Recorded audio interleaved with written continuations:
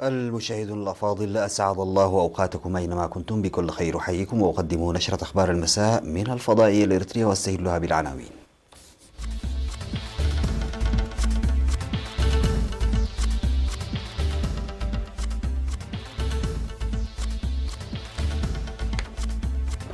الاحتفال بالذكرى 32 لعملية نادويس. دعوة لتوخي الحذر في استخدام المبيدات الحشرية. سيمينار حول قانون المواصلات وتنفيذه على أرض الواقع في مندفرة. مقتل قرابة 30 جنديا في هجوم للمتشددين على قاعدة عسكرية في مالي. الجيش العراقي يتسلم قاعدة القائم من القوات الأمريكية، وترامب يلقي قمة مجموعة السبع.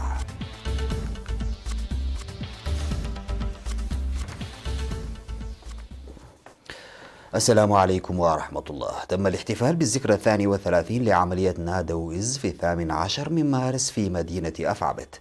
في مراسم الاحتفال التي شاركت فيها جماهير غفيرة من مدينة أفعبت وضواحيها وقوات الدفاع المرابطة في المنطقة والمقاتلين القدامى بالجبهة الشعبية لتحرير إريتريا والزوار، ألقى مدير المديرية السيد أحمد محمد نور رجب كلمة ذكر فيها بأن عملية نادويز هي نتاج للمواجهات الحامية التي تم خوضها خلال 10 سنوات والتصدي القوي للشعب والمناضلين، وبشرت بانتهاء أيام المستعمر الإثيوبي في إريتريا وقدوم يوم التحرير. وأفاد مراسل وكالة الأنباء الإريترية بأن المناسبة حفلت ببرامج وفقرات فنية عكست الانتصار التاريخي وصمود الشعب والمناضلين وسرد فني من الحاضرين في العملية. وقدم سكان أفعبت هدايا تذكارية لحاكم إقليم شمال البحر الأحمر السابق العميد تخل لبسو والحاكمة الحالية السيدة أسمرة أبرهة. وقد وقعت عملية نادوز في الفترة من 17 وحتى 19 من مارس من العام 1988، وكانت عملية إعجازية تاريخية دمرت أكثر من 20 ألف من جنود الدرق المتمرس الذي كان مرابطا في جبهة نقفة مع مستشاريه السوفييت وذخائر هائلة.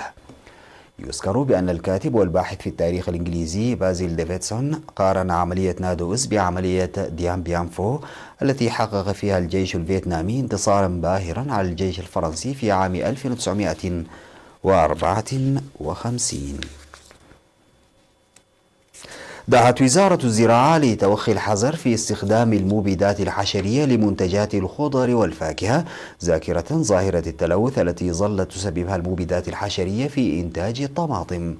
وذكرت الوزارة بأن المبيدات الحشرية تستخدم في مكافحة الآفات الضارة والعناكب والديدان الثعبانية ووقاية المحاصيل والمنتجات الزراعية على اختلافها من الإصابة بالأمراض الفطرية والأعشاب المتطفلة الضارة بالمحاصيل والمزروعات المختلفة، ومكافحة آفات الثمار والحبوب المخزونة ومنظفات النمو ومثبتات عقد الثمار على العديد من النباتات والأسمدة الكيميائية الصلبة والسائلة، ومكافحة الجرذان والقوارض عامة، موضحة بأنها تسبب التسمم مما يستدعي ذلك توخي الحذر في استخدامها. وتفيد في الوقاية والتخلص من الآفات الزراعية من خلال التقيد بالأسس العلمية الصحية المنظمة لهذا الاستخدام، ودون ذلك يسبب أضرار صحية وبيئية بالغة.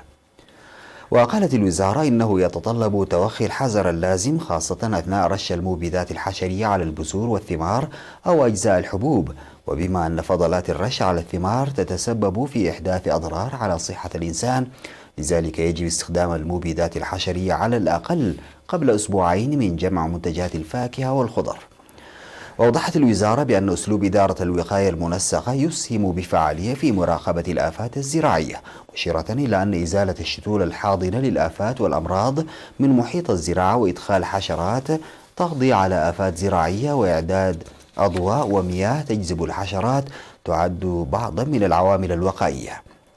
وأكدت الوزارة القيام بمراقبة جادة بالتعاون مع الجهات المعنية للحد من دخول الطماطم الملوثة إلى الأسواق، مذكرة المزارعين لاتباع الإرشادات من قبل الخبراء وعلى المستهلكين توخي الحذر أثناء عمليات الشراء.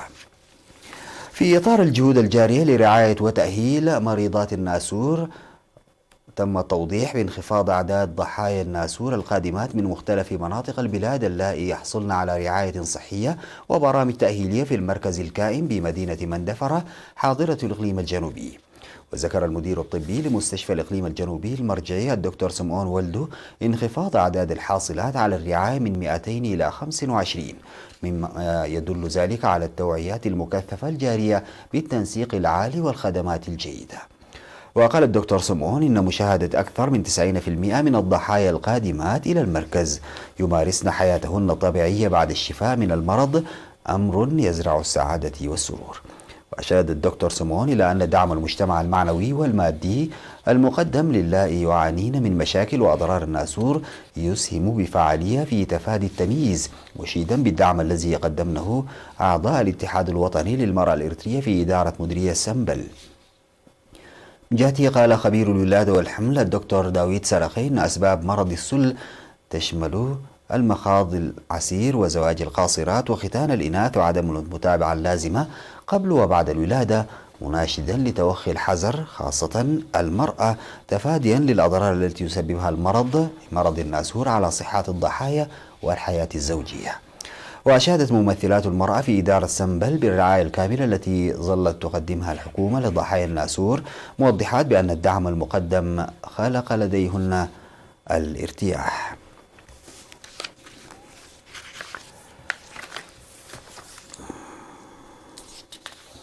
نظم فرع المواصلات البرية في الإقليم الجنوبي بالتعاون مع شرطة الإقليم سمينارا لسائقي الشاحنات وأصحاب الورش تركز حول قانون المواصلات وتنفيذه على أرض الواقع، فضلا عن توخي الحذر في السلامة المرورية. وفي السمينار الذي نظم في 19 من مارس في مدينة مندفرة، ذكر مسؤول شرطة المرور في الإقليم الرائد محاري كدهاني أسباب الحوادث المرورية كوعورة الطرق واستخدام سيء للطرق والإهمال والقيادة غير الآمنة وتغيرات المناخ غير الطبيعية، مناشدا سائقي السيارات لتحمل المسؤولية من أجل سلامتهم وسلامة المسافرين. وأوضح الرائد محاري بأن عام 2019 شهد 10,447 مخالفة قانونية، منها 8,998 مخالفة للسيارات و1384 للدراجات الهوائية و16 للدراجات النارية و51 لعربات الدفع اليدوي. وقدم توضيحا مفصلا حول الخطوات الضرورية التي يجب اتخاذها خلال المخالفات المرورية للتعرف على لوحة السيارة والانتباه إلى لون ونوعية السيارة واصطحاب المتضرر للحصول على الإسعافات الطارئة.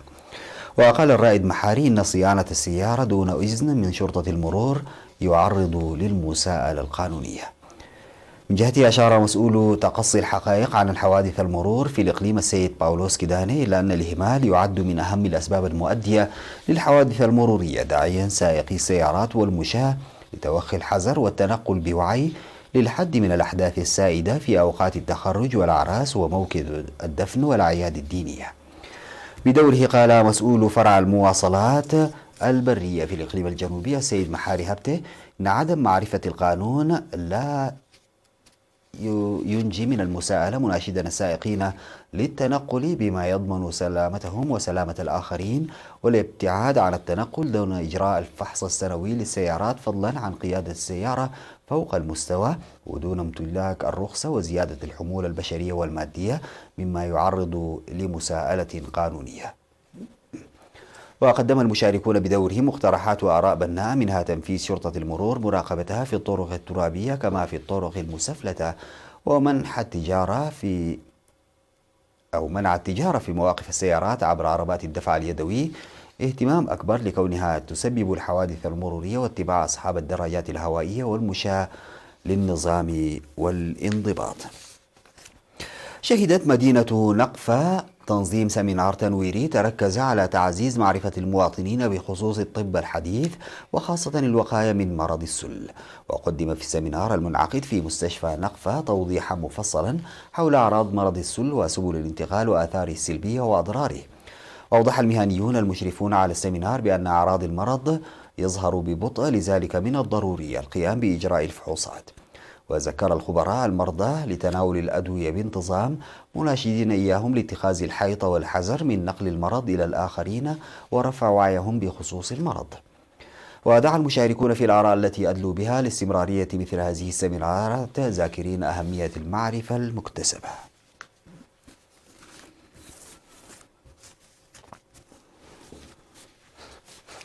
يقوم سكان ضاحية بويا في مديرية جلالو بإقليم شمال البحر الأحمر بتنظيم نفير لصيانة الطريق يؤدي إلى منطقتهم بطول 30 كيلومترا. وأوضح المشاركون إن الطريق الجاري صيانته يقطع العديد من الخيران، مما يؤدي إلى الانجراف المستمر في موسم الخريف ويتسبب في إعاقة خدمات المواصلات. وقالوا إن عدم صيانة الطريق يعيق التنقل من بويا إلى فورو، وخاصة للمرضى والحوامل. وذكروا بأن أعمال الصيانة الجارية تتسم بفوائد اقتصادية واجتماعية في حياتهم اليومية، مؤكدين مضاعفة العمل لإكمال أعمال الصيانة.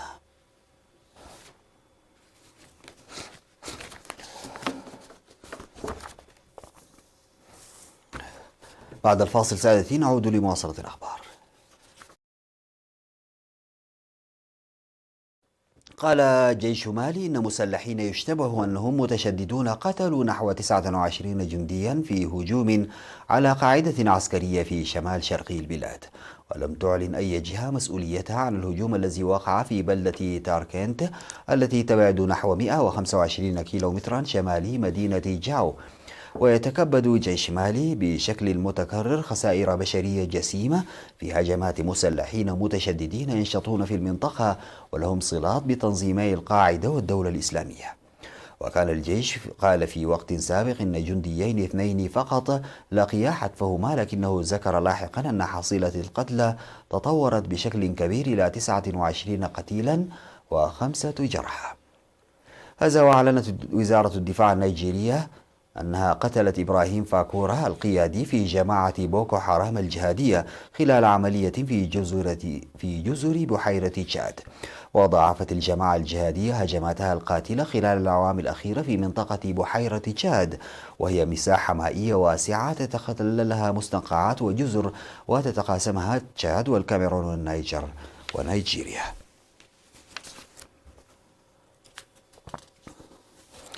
تسلمت القوات الأمنية العراقية قاعدة القائمة العسكرية في الأنبار بعد انسحاب قوات التحالف الدولي منها.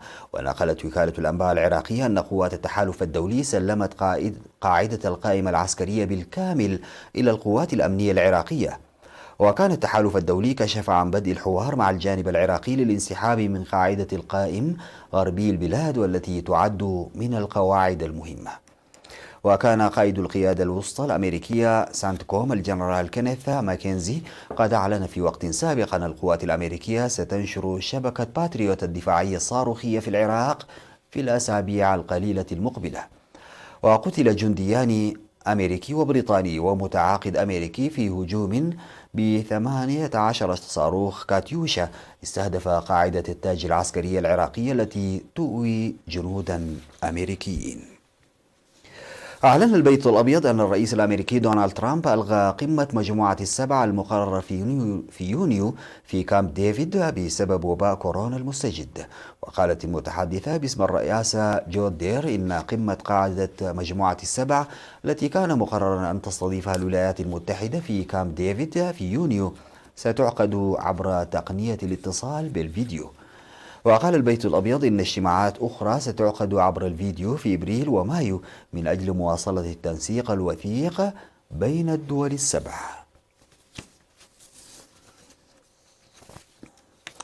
قال الاتحاد الدولي للنقل الجوي إياتا أمس الخميس إن على الحكومات أن تدرس على وجه السرعة تقديم المساعدة لشركات الطيران في الشرق الأوسط لإعانتها على مواجهة أزمة السيول الناجمة عن تفشي فيروس كورونا. وأشار نائب رئيس الاتحاد الدولي للنقل الجوي إياتا محمد البكري أن شركات الطيران في منطقة إفريقيا والشرق الأوسط تواجه خسائر متزايدة في الإيرادات بسبب توقف الناس عن السفر خوفا من تفشي فيروس كورونا. وألقت شركات الطيران في شتى أنحاء العالم مئات الرحلات الجوية بسبب تدهور الطلب على السفر الناجم عن تفشي فيروس كورونا.